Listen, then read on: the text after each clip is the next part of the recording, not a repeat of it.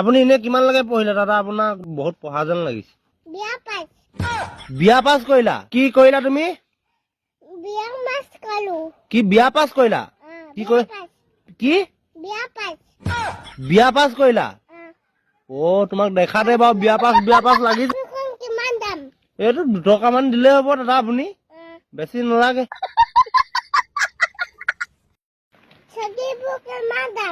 কোনবোৰ চকী? এইবোৰ চকীবোৰ?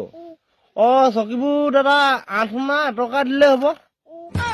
আপোনাৰ নিচিনা মানুহৰ কাৰণে আৰু কিমান ল'ম আৰু। কিমান দিম বুলি ভাবিছে দাদা আপুনি?